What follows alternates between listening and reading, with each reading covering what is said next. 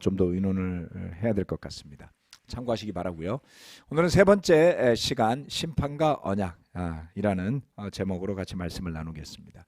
창세기 1장부터 11장까지는 아브라함 이전의 히스토리들이죠. 창세로부터 그 아브라함 이전까지 스토리가 11장에 걸쳐 나오는데요.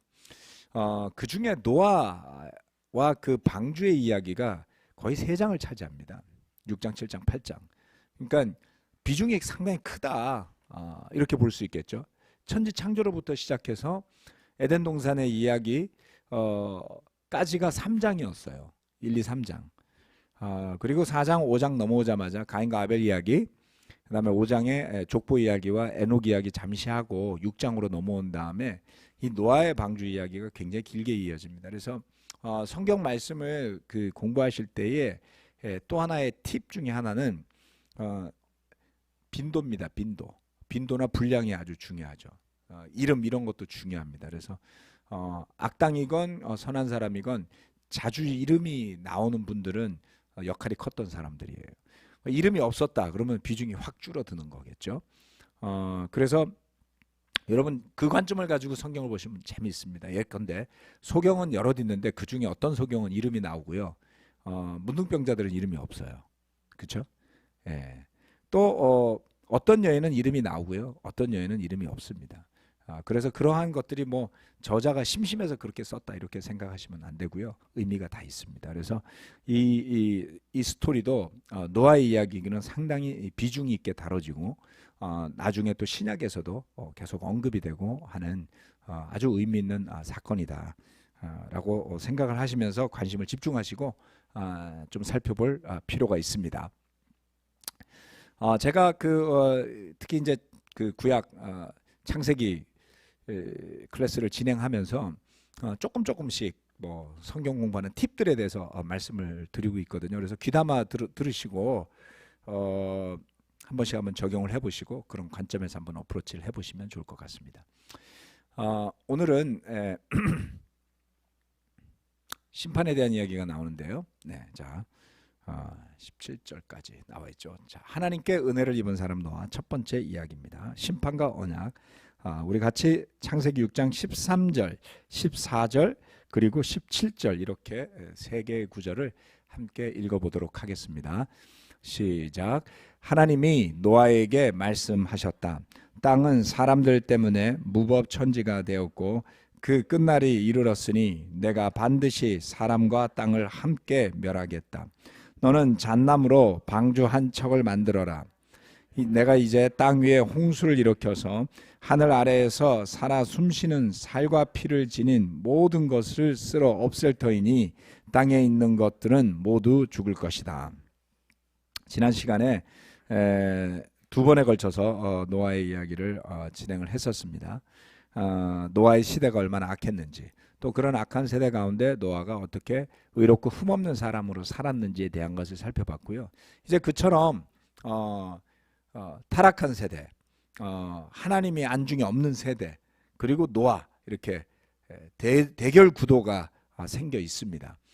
그런 가운데 심판이 있고 언약이 나옵니다. 자, 하나님은 이제 썩어 있는 땅 또는 무법천지로 변한 세상 가운데 살아가는 사람들, 생명체들을 멸하시기로 결정하시고 노아에게 방주를 만들라는 명령을 내리셨어요.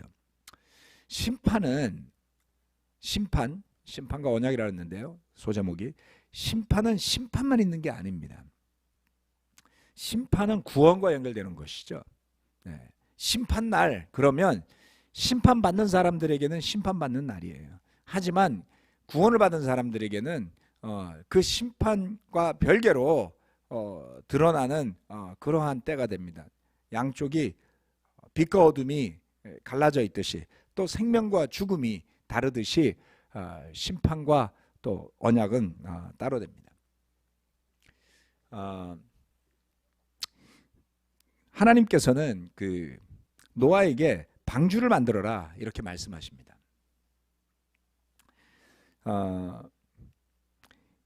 이 방주를 만든다는 것은 심판에 반대되는 구원이었죠. 네, 그래서 심판과 구원이 함께 있다. 이렇게 말씀을 드린 겁니다.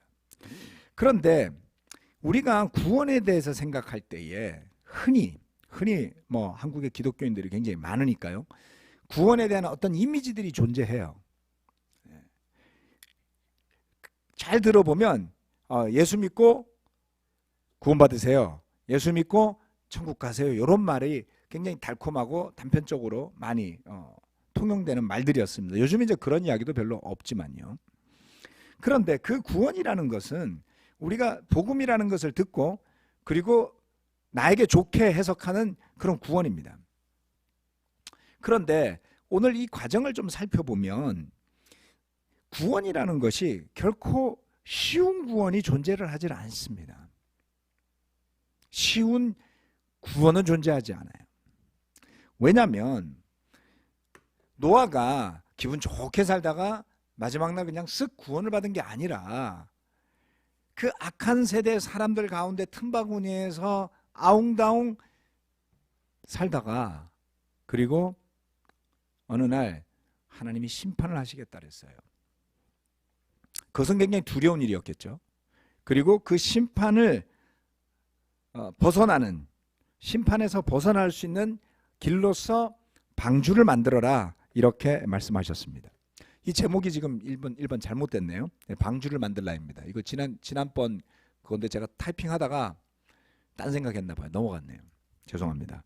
방주를 만들랍니다. 첫 번째가 하나님이 하신 선언은 절대적이었어요. 뭐라고 말씀하셨냐면 반드시 없앨 것이다 라고 하셨어요. 내가 반드시 사람과 땅을 멸하겠다. 와우. 네. 세상에 뭐 호언장담하는 사람들 되게 많잖아요. 뭐 옛날에 이라크하고 미국하고 같이 전쟁을 할 때 이라크 국방장관이 나와서 뭐 굉장히 호언장담했는데 그 사람 사라졌죠. 네. 세상에 호언장담하는 사람들은 별로 무섭지 않아요.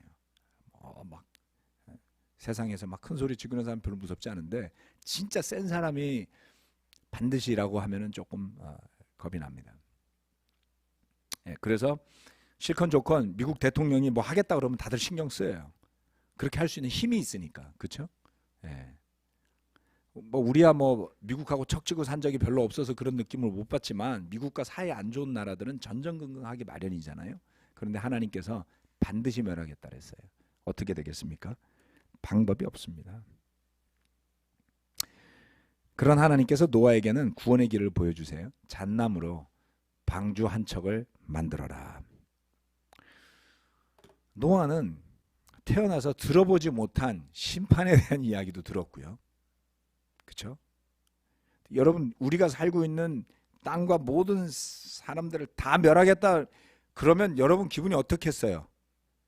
박수 치겠습니까? 그럴 일은 아니잖아요. 예, 팬데믹이라 하는데 지금 미국은 난리가 났거든요. 10만 명이 죽었어요. 우리나라하고 온도 차이가 상당합니다. 네, 제가 제이콥 형제랑 통화를 했는데 영국에서도 사망자가 거의 한 3만 명 가까이 되는 것 같아요. 전쟁보다 큰 거예요. 전쟁보다가 2차 세계대전 이후로 전쟁보다 더 많은 사람이 영국에서 죽은 거죠. 그러니까 이 바이러스로 인한 피해가 상상을 초월한다. 미국도 마찬가지입니다. 2차 세계대전 이래로 이렇게 많은 사람이 어떤 하나의 이유 때문에 죽은 것은 엄청난 사건이었습니다. 그 재앙에 대한 이야기도 들었고 그 다음에 노아는 또 무슨 말을 듣냐면 방주를 만들라. 방주가 뭐냐면 배란 말이에요. 배를 잣나무로 만들어라 이렇게 말씀하셨습니다. 노아의 마음이 어땠을까요? 심판에 대한 이야기도 심란하고 배를 만들려고 그러는데 노아는 방주가 뭔지 알고 있었을까요? 노아가 살았던 곳이 어디였건 간에 그 노아의 시대에 배가 있었는지 없었는지는 아무도 몰라요. 그렇죠? 예. 그리고 나중에 그 방주가 산꼭대기에 걸려서 앉은 걸로 봐서 뭐 노아가 바닷가에 살았던 것 같지는 않아요. 돌다가 걸린 걸 수도 있겠지만 대충 지금 사람들이 추정하기로는 터키에 있는 뭐 아라랏산 아니냐 뭐 이런 말들이 많습니다만 특정할 수는 없습니다.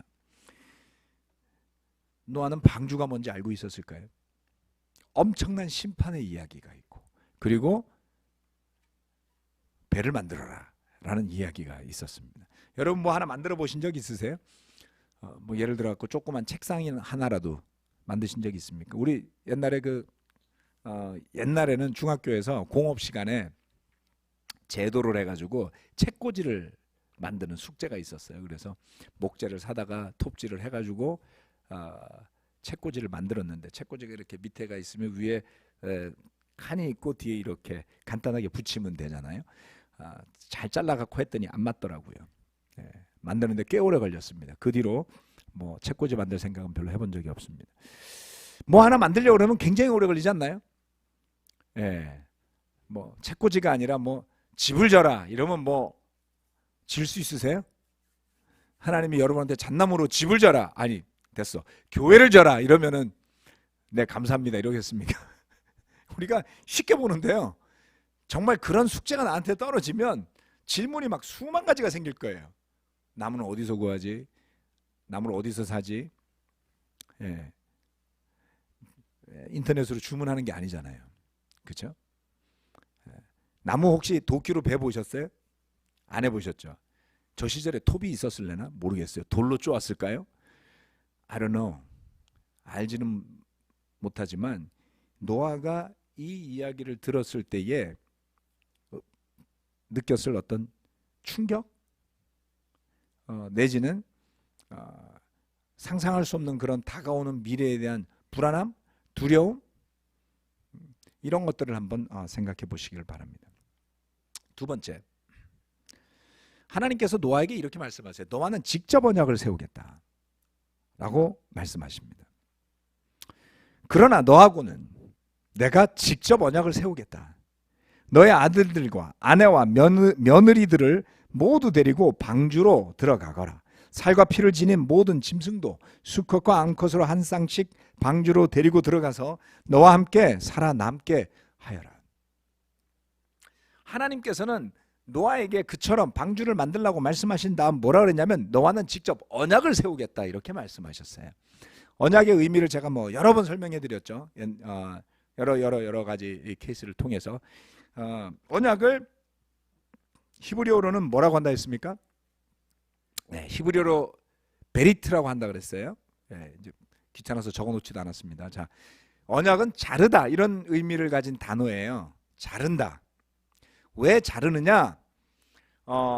그 지역에 고대 근동 지역에 살던 사람, 지금의 중동 지역입니다. 이란, 이라크 뭐 이런 지역이에요. 터키. 그 지역에 살던 사람들에게 있어서 서로 간에 약속을 하고 계약을 맺을 때 그런 것을 언약이라고 불렀어요. 언약식을 할 때 핵심은 짐승을 가운데 놓고 쪼갭니다.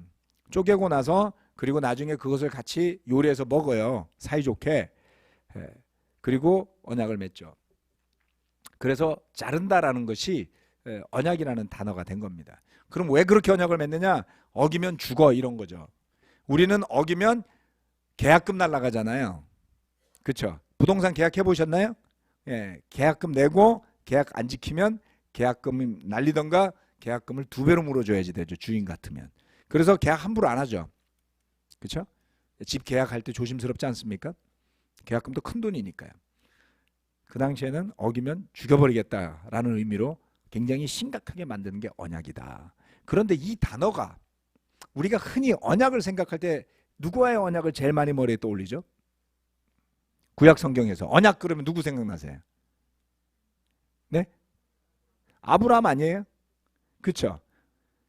흔히 아브라함을 생각한단 말이죠. 그런데 언약이라는 단어가 성경에 처음 등장하는 것은 바로 이 노아 시대였어요. 노아 시대. 그럼 하나님이 언약을 세우겠다 그랬는데 그 언약은 뭐다라는 부연 설명이 6장, 7장, 8장에 나오질 않습니다. 잘 뒤져보세요.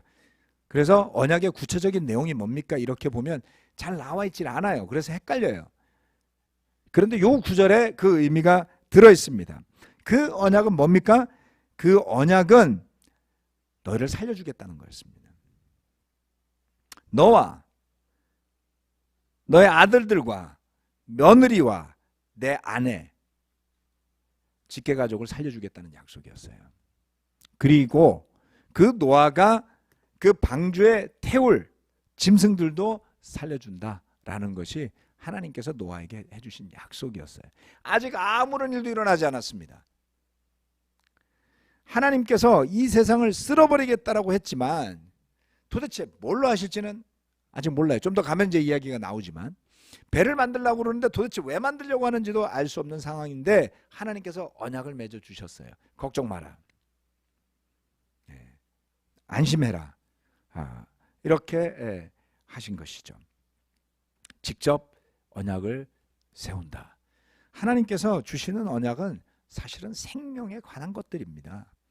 그래서 그 언약을 바탕으로 이제 쭉 하나님께서 노아에게 명령을 하시죠. 노아는 어떻게 했습니까?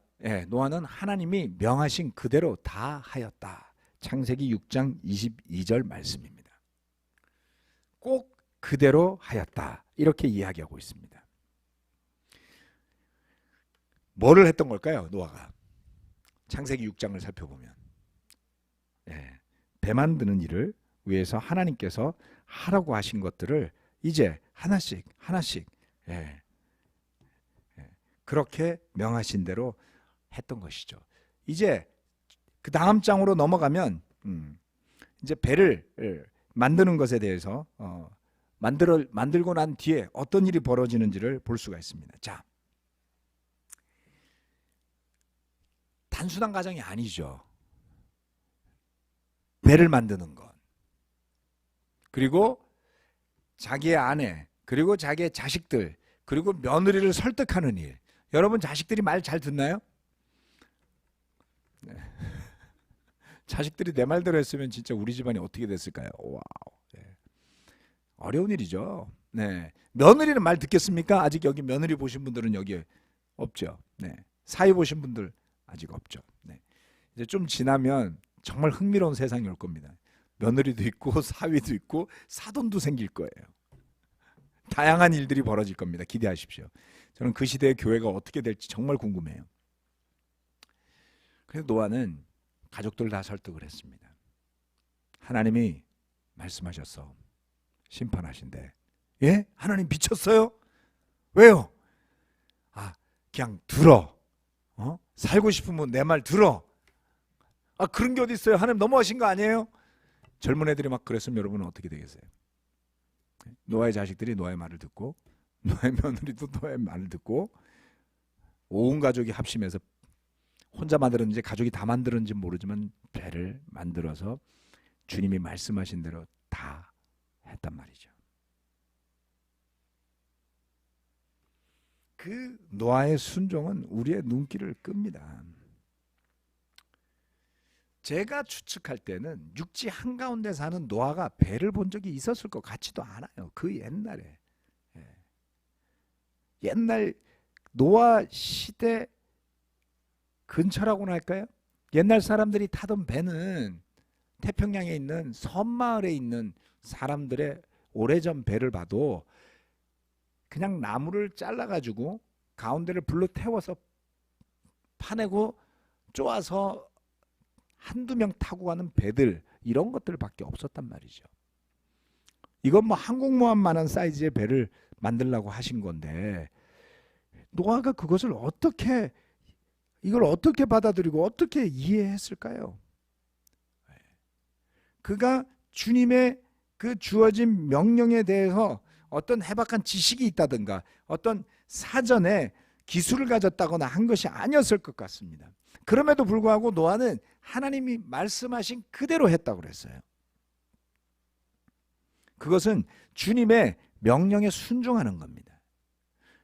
그가 얼마나 최선을 다했는지는 그 행간에 나타나는 설명 없이도 꼭 그대로 하였다라는 말씀에 나타나 있다, 이렇게 볼 수 있습니다. 이 대목에 이르러서 6장의 마지막 절에 이르러서 우리는 비로소 노아가 당대 왜 의롭고 흠이 없는 사람인지를 생각해 보게 됩니다. 의롭다라는 것에 대해서 어제 그 팔로업 스타디를 하면서 조금 설명을 드렸는데요. 의롭다라는 것은 하나님이 보시기에 바르다라는 것을 의미하죠. 바르다. 그것은 결국 하나님과 올바른 관계 속에 있다라는 의미를 가진다라고 설명을 드렸습니다. 흠이 없다라는 것은 하나님의 뜻대로 뜻을 그대로 수행한다, 흠이 없다, 이렇게 본다라고 했습니다. 그 두 가지가 합쳐진 것이죠. 노아의 이와 같은 순종하는 모습, 또 의롭고 흠이 없는 그 모습, 그것은 예수님의 완전한 순종의 하나의 예표와 같은 것이다, 하나의 모델이다 라고 볼 수도 있습니다. 히브리서 4장에 나와 있는 말씀인데요, 히브리서 4장 6절 7절 그리고 4장 6절 5장 7절 8절 9절입니다. 4장 6절 5장 7절 8절 9절 10절까지 다 같이 한번 읽어보도록 하겠습니다. 다 같이 읽어볼까요? 시작. 그러므로 어떤 사람들에게는 안식에 들어갈 기회가 아직 남아 있습니다. 그런데 기쁜 소식을 먼저 들은 사람들이 순종하지 않았으므로 들어갈 수 없었습니다. 예수께서 육신으로 세상에 계실 때에 자기를 죽음에서 구원하실 수 있는 분께 큰 부르짖음과 많은 눈물로써 기도와 탄원을 올리셨습니다. 하나님께서는 예수의 경외심을 보시어서 그 간구를 들어주셨습니다. 그는 아드님이시지만 고난을 당하심으로써 순종을 배우셨습니다. 그리고 완전하게 되신 뒤에 자기에게 순종하는 모든 사람에게 영원한 구원의 근원이 되시고 하나님에게서 멜기세덱의 계통을 따라 대제사장으로 임명을 받으셨습니다. 아멘. 순종은 말이 쉬워요. 하라는 대로 따르는 거예요. 그런데 정말 그렇게 행하는 것, 이 말뜻대로 순종하는 것은 쉽지가 않습니다. 우리가 흔히들 살아오는 세상 속에서 순종한다 라는 것은 기쁜 일입니까? 왜 다들 회사에 가면 힘들어하죠? 하기 싫은 거 시키니까 그렇죠. 회사가 나 하고 싶고 좋아하고 이런 것만 해준다 그러면 누가 회사를 싫어하겠어요? 그렇죠? 원하지 않는 일을 시키고 그 다음에 열심히 했는데 부족하다고 질책당하고, 그리고 때로는 내가 볼 때는 얼토당토하는 일까지 하라고 하니까 힘들어하는 건 아니겠습니까? 그러면서도 다니게 되겠죠. 또 우리가 그리스도인으로 살아가면서 순종하는 일은 즐겁고 좋고 기쁜 일일까요? 대체로 우리는 남의 말을 잘 듣지 않습니다. 제가 와이프하고 늘 자주 다투는, 요즘 들어서 뭐 자주 말다툼이 많아요. 나이가 들으니까 이제 둘이 더 고집이 세졌나 봐요. 별 사소한 걸로 다투고, 물론 기억에 남진 않습니다. 바로 잊어버리기 때문에 뭐 그걸 마음에 품고 오늘 내 와이프가 내 말을 안 들어줬어 이러고 자진 않아요. 메모리도 짧아졌고 마음 편하게 자지만 왜 그렇게 될까? 꼭 하자는 대로 안 해요. 그러면 저는 그렇게 하나요? 꼭 내 생각대로 하려고 그래요. 그래서 뭔가 하다 보면 말다툼을 하게 되거든요. 그렇죠? 순종한다라는 것은 글쎄요, 이런 거예요. 내 뜻과 무관하게 따르는 거거든요. 만약에 노아가 우리처럼 생각했다면, 저나 여러분처럼 생각했다면 방주 지을 수 있었을까요?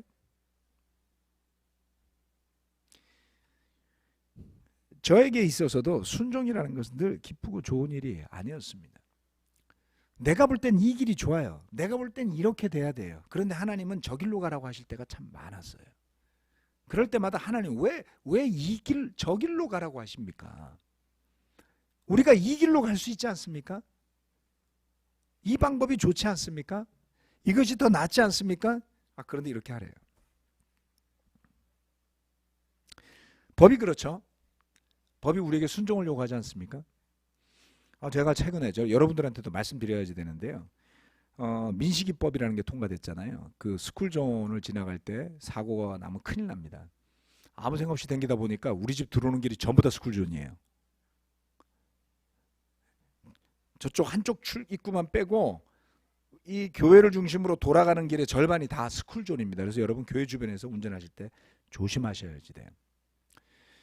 사람을 보호하기 위한 법이라는 취지에서는 좋지만 그 법에 순종하는 것은 늘 스트레스예요.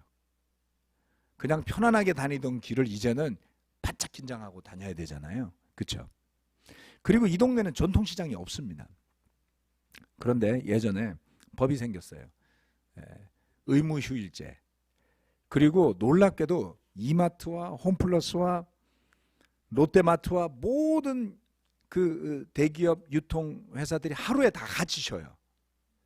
그걸 짜고서 그렇게 하는 건지 모르겠는데, 그러면 그날은 여기를 다 돌아다녀도 밤에 학용품을 살 수가 없습니다. 그리고 일요일 저녁은 그래서 쇼핑을 잘 안 하는 습관이 생겼죠. 갔다가 여러 번 문 닫은 적이 있거든요. 그럴 때마다 불평스러워요. 법에 순종하는 게 그렇게 힘들 수가 없어요. 이 동네는 시장이 없는데 어떡하란 말이냐. 이 많은 사람들이 침묵하고 살아가는 게 놀랍기도 하고요. 저도 침묵하고 살지만 할 때마다 불평이 나옵니다.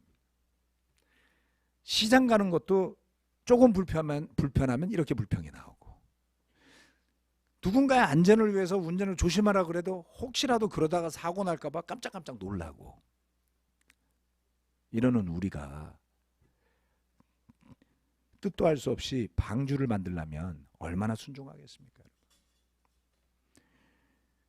노아가 그렇게 방주를 만드는 게 한 120년 걸렸더라거든요. 이 순종은 대단하다. 내 뜻과 무관하게 하나님의 뜻에 선하신 계획을 믿고 따르는 것입니다. 하나님의 뜻에 순종하는 사람의 수가 결코 많지 않은 이유는 바로 여기에 있다. 그것은 어렵고 귀한 것이기 때문에 그렇습니다. 이 히브리서 말씀이 강조하는 것이 바로 그것이죠. 안식에 들어갈 기회가 남아 있었는데 순종하지 않았기 때문에 들어가지 못했다는 것이죠.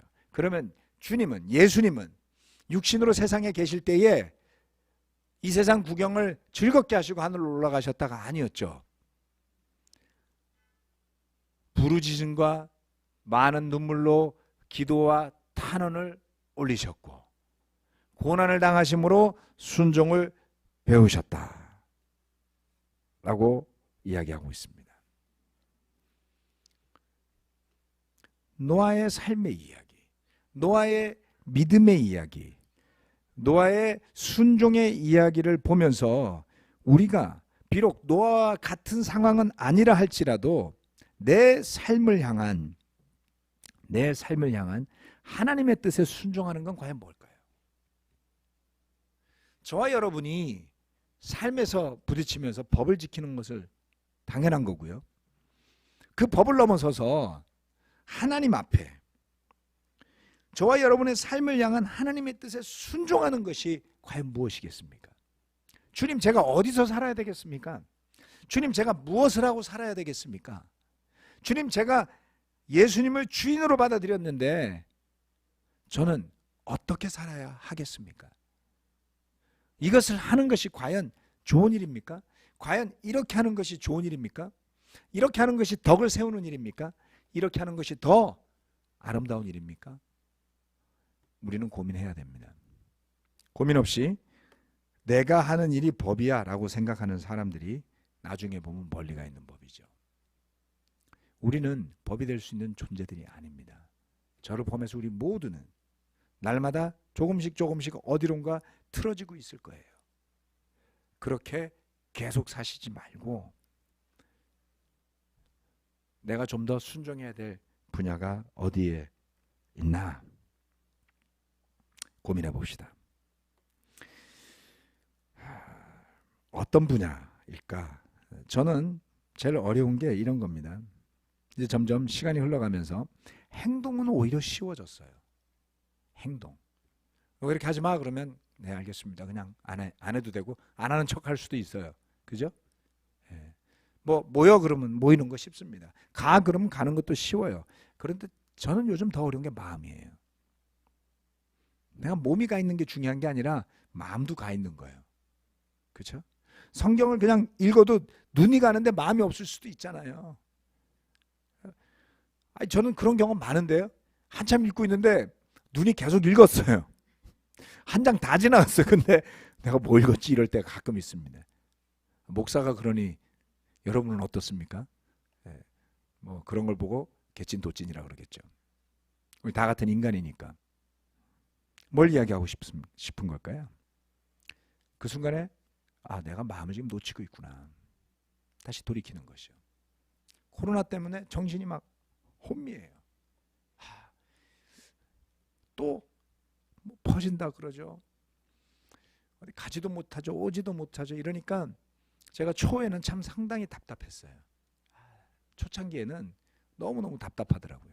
그래서 시간이 지나면서 하나님의 뜻에 대해서 더 구해보게 됩니다. 이 코로나 시대에 하나님은 저와 여러분에게 무엇을 원하시는 걸까요? 어떤 메시지를 주는 걸까요? 사탄은 사탄의 뜻이 있을 거고요. 하나님은 하나님의 뜻이 있을 겁니다.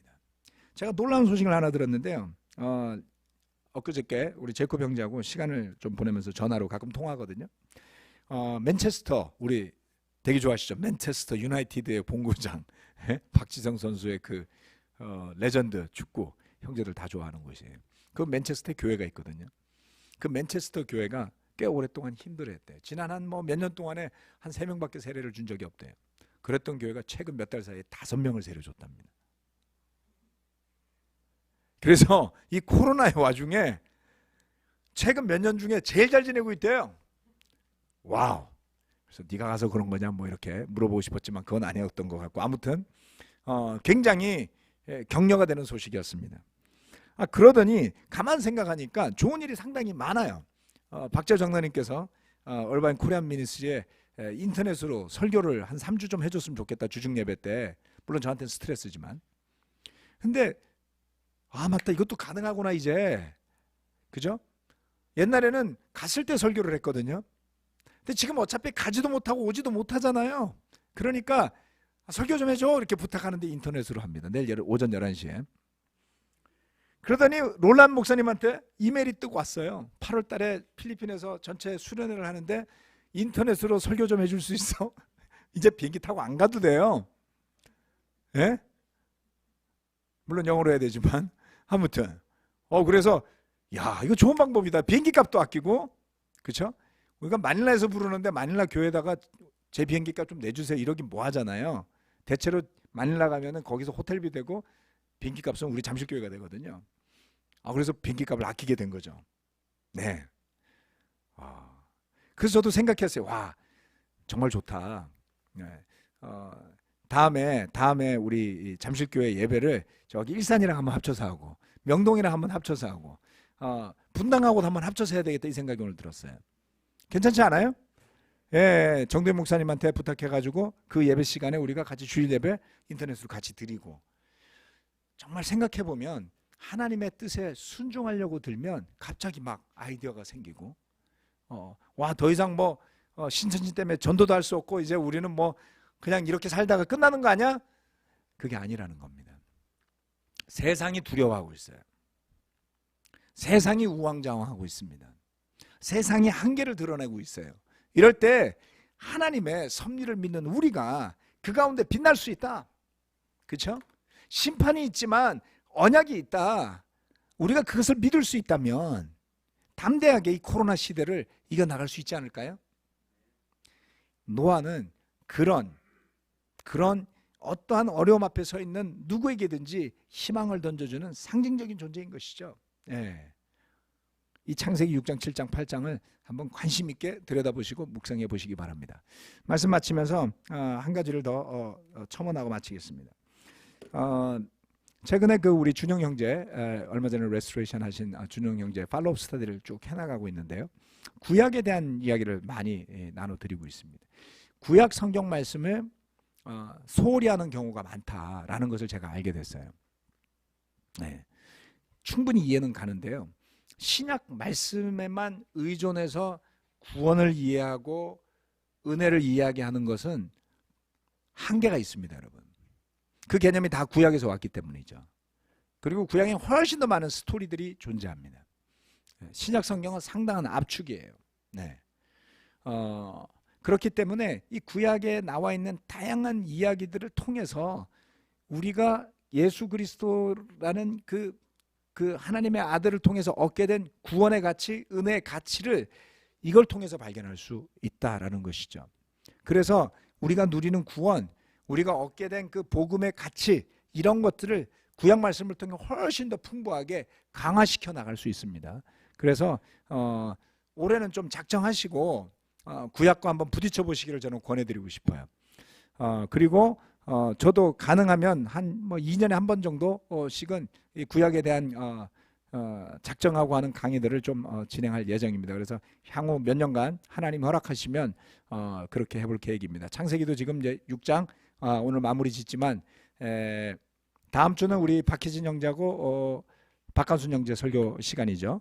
그리고 나서 7장, 8장 마무리 짓고 그리고 9장, 10장, 11장은 빨리 넘어갑니다. 그러면 곧 끝나고 이제 아브라함 스토리로 아마 6월, 7월 정도 넘어갈 것 같아요. 그래서 기대를 하시고 창세기를 통해서 좀 구약 공부에 대한 토대를 마련하시기를 권해드리고 싶습니다. 기도하고 마치겠습니다.